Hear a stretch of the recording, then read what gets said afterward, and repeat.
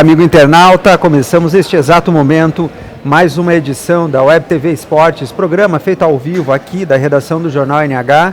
Eu sou o João Linden, aqui ao meu lado está o Gustavo Hermann, meu colega da editoria de esportes, que vai nos contar um pouco da partida que ele viu ontem, ali no Estádio do Vale, o clássico entre Novo Hamburgo e Aimoré, que acabou com vitória anilada, mas foi uma vitória bem apertada, né, Gustavo? É isso aí, João, boa tarde também aos internautas.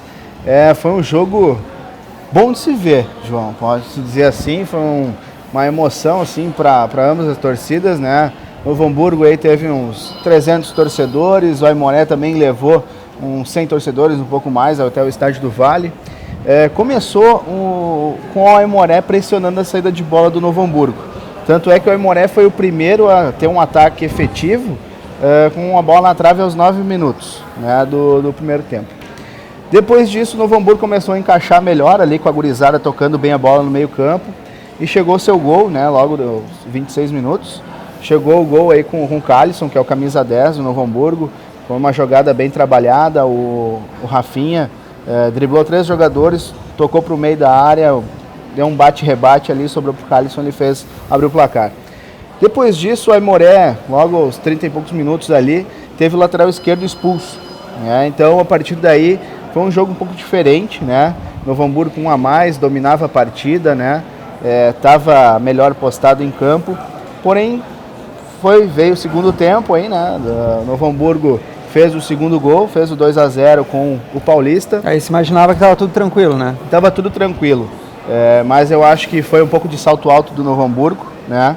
Que o Aimoré não se entregou em nenhum momento, foi muito valente na partida.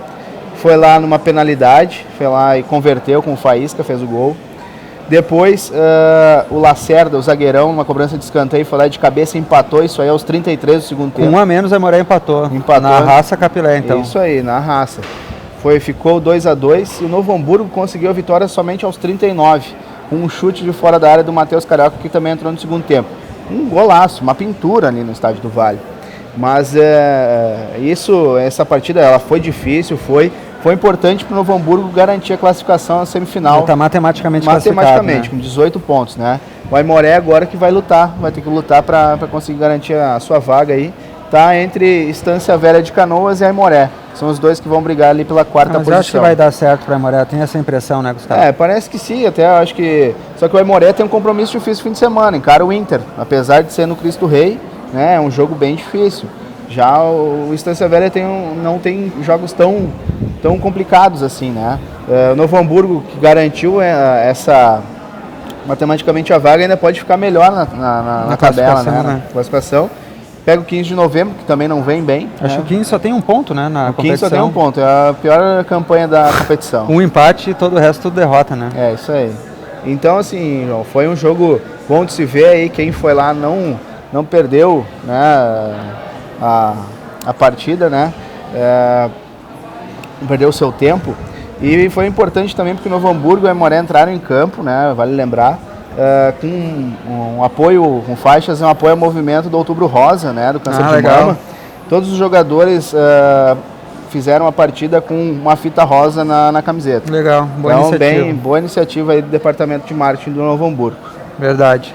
Bom, Gustavo, agora vamos sair aqui do Vale dos Sinos, vamos bem para longe, acho que vamos para BH, vamos falar um pouquinho sobre Copa do Brasil, apesar da dupla não estar envolvida, a dupla Grenal. Ontem aconteceu um jogo bem atípico, né? É verdade. 4 a 1 para o Atlético Mineiro, de repente o resultado em si não é tão assustador, assim, não chama tanta atenção, mas a maneira como foi, o Corinthians chegou a sair ganhando, na soma dos dois resultados estaria 3 a 0 para o Corinthians, o Atlético Mineiro precisava fazer 4 gols e fez os 4 gols, né? Corinthians, esse que é o adversário que o Inter recebe domingo no Beira-Rio. Tu acredita que essa derrota tão acachapante, do jeito que foi, no final do jogo o goleiro Cássio do Corinthians chegou dando entrevista falando que não tem atletas que não podem vestir a camisa do Corinthians, enfim. Tu acreditas que isso aí pode, de alguma maneira, beneficiar o Inter ou prejudicar o Corinthians para esse jogo importante de domingo, pelo Brasileirão daí? Sim. Bom, João, foi um jogo, como tu disse, atípico aí, foi uma vitória muito importante do Galo, né, que precisava reverter o placar, e a torcida estava naquela expectativa ontem à noite. Lembrando que o primeiro jogo em São Paulo foi 2-0 para o Corinthians. Que né? o Corinthians fez 2-0, já estava, tô garantido. Mas na Copa do Brasil, na mata-mata é complicado. Ainda mais com o gol fora de casa, tendo mais peso na hora de definir a classificação, o Corinthians ainda saiu abrindo o placar, né? Ninguém dava que o Atlético poderia passar. Foi 2 gols assim no fim da partida, né? O que virou esse jogo aí a favor do Atlético Mineiro. Mas eu acho assim, o Corinthians ele vai vir bem complicado para esse jogo, né? Não vai ser fácil reverter essa situação, né? Por quê? Vai fragilizado dessa derrota, até porque o seu treinador, o Mano Menezes, ele também está enfrentando alguns problemas já com a torcida já não está... Tem sido cobrado, verdade. Tem sido bem cobrado pela torcida, e na minha opinião, João, esse jogo pode ser um divisor aí para o Corinthians na competição. Eu acho que o Internacional tem todas a chance de vencer esse jogo e afundar o Corinthians numa crise, tirando até propriamente seu treinador. Eu acho que o Mano Menezes pode sim cair nesse fim de semana, caso o Corinthians perca aqui para o Internacional. A gente sabe todo dessa histórico de rivalidade também que tem Internacional e Corinthians. O Corinthians que está vivendo uma situação de altos e baixos frequente, né? Lembrando, acho que uma semana atrás ele venceu o líder Cruzeiro lá em Minas Gerais, né? O líder do Brasileirão, ou seja, é um time que está oscilando muito. E lembrando que uma equipe que veio de goleada recentemente, depois fez um bom jogo, o próprio Inter, né? Tomou 5-0 da Chapecoense no meio da semana passada e no domingo fez um bom jogo com o Fluminense, acabou vencendo por 2-1, né, Gustavo? O Inter que deve ter muitos retornos aí. Na verdade, a única dúvida é ele ainda se o Nilmar volta a sair jogando, né? Verdade. Sabe que ele pode ter em condição de 70 minutos de jogo. Acho que a tendência é que ele saia jogando, né? Sim, acredito, pelo que se está desenhando, né, João, nessa semana, e a torcida querendo também, né? Pode ser, né? É verdade. A direção do Inter espera 40 mil torcedores, pelo menos, no Beira-Rio. Vai ser um grande jogo aí, Inter e Corinthians. Só para não terminar falando aqui da Copa do Brasil, que a gente deu uma pincelada no adversário do Inter no fim de semana. O Flamengo também passou, venceu o América de Natal por 1-0. Vai ser o adversário do Atlético Mineiro na semifinal. O Cruzeiro perdeu por 3-2 para o ABC de Natal. Terceira derrota consecutiva do Cruzeiro, né, Gustavo? Importante ressaltar. E vai esperar o adversário que será definido hoje entre Santos e Botafogo. A tendência é que o Santos passe, pois venceu a primeira partida no Rio de Janeiro por 3-2, né, Gustavo? É verdade. Então a gente sabe que vai ter grandes confrontos essa Copa do Brasil, Só jogaço. Poderia muito bem ter o Grêmio e o Inter aí, né, João? Sem dúvida nenhuma, ainda mais pelas classificações do Brasileirão. Mas como a competição muda e o mata-mata, a gente sabe que é complicado, muda muito, né? É verdade, Gustavo. Bom, agora falar um pouquinho de Grêmio. O Grêmio ainda, na realidade, o principal dilema tricolor dessa semana é o ataque, né? Sem o Dudu e o Barcos, o técnico Filipão está testando opções. Você achava que era certo que jogaria o Lucas Coelho, né? Mas ontem ele chegou a testar o Nicolas Careca, se eu não me engano, o nome do jovem. 17 anos tem o menino. É um jovem que tem aparecido bem na base do tricolor, mas eu não sei se ainda é o momento de apostar num jovem, por mais que ele tenha se destacado na base, a gente sabe que é bem diferente, né, Gustavo? Não, com certeza. A minha opinião, eu acho que o Nicolas Careca deve sim ficar no banco de reservas, né? O Lucas Coelho entrou já em alguns jogos, né? Tem um pouco mais de experiência e é um jogo que precisa mais de experiência dentro de campo. É um jogo fora de casa, contra o Goiás, que é um jogo complicadíssimo. O Grêmio venceu 3 vezes somente lá no Serra Dourada, né, em 19 confrontos. Então é bem complicada essa situação pro Felipão, que vai ter um time bem jovem, como a gente hoje publicou no Jornal NH, né? Pelo menos 6, 7 jogadores aí tem faixa etária entre 19 e 21 anos. Né? Então... A creche do titio Filipão. Praticamente isso, né? Mas são jogadores que já vêm também um tempo de experiência, já vêm do ano passado, uns entraram esse ano, mas eu acho que o Grêmio tem sim como corresponder à altura aí pro Goiás, que também está no meio da tabela ali, mais parte de baixo, e não é um adversário que possa fazer frente pro Grêmio, que quer o G4. Verdade. Uma coisa que eu achei legal também que está se falando lá pelo lado do Grêmio é a respeito da relação com a arbitragem do Grêmio.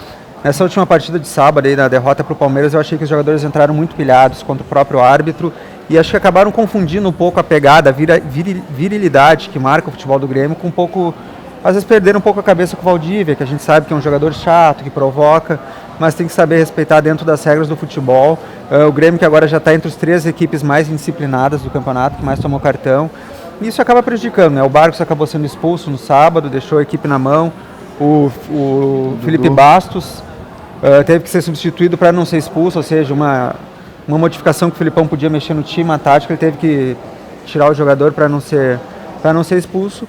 E é importante, pelo menos, que o próprio Felipe Bastos deu uma entrevista dizendo que foi detectado, diagnosticado esse problema aí, que o Grêmio vai se focar para não tomar tantos cartões, ao mesmo tempo sem perder o estilo de jogo, que vem dando resultado, né? A campanha do Grêmio de recuperação é boa, né, Gustavo? Com certeza, eu acho bem importante o Grêmio focar um pouquinho aí, deixar de lado essa questão da arbitragem, né? Jogar o futebol, ser um pouco, tomar menos cartões. Aí o Ramiro também é um jogador que toma bastante cartão. O Ramiro joga 3 partidas é suspenso, joga mais 3 é suspenso. É, assim, mais ou menos por aí o Ramiro.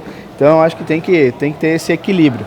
Mas o que eu queria ressaltar, João, dessa semana do Grêmio, além dessa preparação para essa partida do Brasileirão, que se respira aqui na região e na capital, é a questão das eleições presidenciais do Grêmio. É reta final, né? Hoje é quinta-feira, a eleição do Grêmio é no sábado, e vai ser o quê? Vai ser entre Romildo Bolzan Júnior e Homero Bellini Júnior. Eles que estiveram aqui no Grupo Sinos, Romildo ontem à tarde e o Homero hoje pela manhã. Quem é que entrevistou eles? Fui eu. E como é que estava o papo com os candidatos? Não, foi bom o papo, assim, todos eles estão preparados para assumir o Grêmio? Estão preparados, colocaram suas propostas, né? Mas acredito, muito se falou, assim, fazendo uma crítica em certa questão, eu acho que projetos têm que ser mesmo colocados em pauta, né, para a torcida verificar esse tipo de projeto. É muito legal isso aí. Eu acho muito legal. Então, acho muito importante isso. E se dá, pode ser a continuidade, né? O que o Romildo fala é a continuidade do trabalho do Fábio Koff, né? Já o Homero fala de uma renovação, né, mas com toda a responsabilidade que eles afirmam ter para assumir o Grêmio, que se prepararam bastante para assumir. Vai ser uma disputa bem acirrada, na minha opinião, João, nesse fim de semana, e quem vai decidir é o sócio. O sócio que vai ter que saber, vai ter que decidir se quer ganhar título, se quer um time com saúde financeira, que é um time que só para se manter na competição, o que vai acontecer. Então eu acho que a torcida vai ter que decidir, e os sócios vão decidir não só por eles, mas também pelos milhares de gremistas que tem no Rio Grande do Sul e no Brasil afora. E se tu fosse sócio, alguém chegou a ganhar teu voto ali para a eleição? Eu prefiro não me manifestar, então vamos aguardar aí, do muro. Tá certo. Não, a gente tem que reservar, né? Deixar assim claro, então é uma brincadeira só. Não, eu acho muito legal esse processo eleitoral que o Grêmio faz e a maneira como é organizado, só que como eu já critiquei antes, acho que o período dele que ele é realizado é totalmente inoportuno, né? Ainda mais nesse ano, especialmente, tem uma eleição para presidente e governador acontecendo simultaneamente. Acho que tira um pouco o foco de ambos os pleitos, né? O que tirou um pouco do foco também, João, foi essa semana, né? O presidente Fábio Koff, digamos que se fala muito numa jogada política, né? De ter falado do acordo com a AES para a compra da Arena. A AES não se manifestou sobre isso. Não se manifestou, né? E o Conselho Deliberativo só vai falar disso depois da eleição.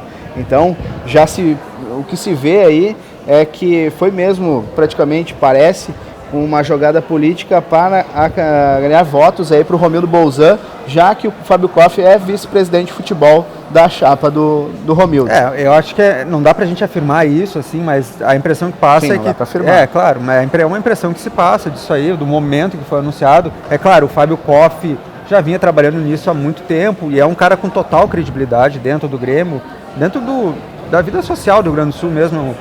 É um homem de 80 e poucos anos aí, que tem toda a credibilidade, a confiança de tudo que ele já fez pro Grêmio. Já foi presidente. Foi presidente, campeão do mundo, campeão da Libertadores, campeão brasileiro.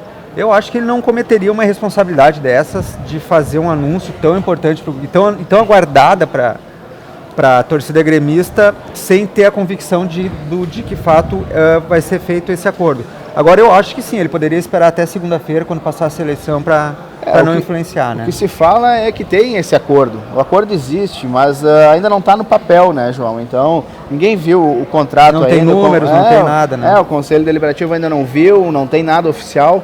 Então é isso, tem que se aguardar. Mas isso pode sim influenciar daqui a pouco a eleição.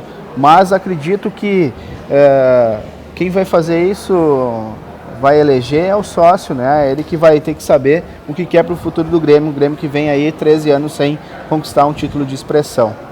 Verdade, Gustavo. O futuro do Grêmio será decidido sábado, o nosso está sendo decidido agora, exatamente por mim. Nós vamos encerrar o programa da edição dessa quinta-feira, 16 de outubro, porque temos que continuar para fazer a edição de amanhã, que os leitores do Jornal NH e dos jornais do Grupo Sinos vão receber na sua casa, comprar nas bancas, para acompanhar todas as notícias do esporte. Então a edição de hoje acaba por aqui, a gente espera que vocês tenham gostado e que retornem amanhã, na sexta-feira, para nós já falarmos um pouco da rodada do Brasileirão, que vai ter Inter e Goiás, Grêmio e Goiás, às 18h30 lá em Goiânia, verdade, no sábado. E no domingo o Inter recebe o Corinthians aqui no Beira-Rio às 16 horas. A gente fica por aqui, então até mais. Tchau.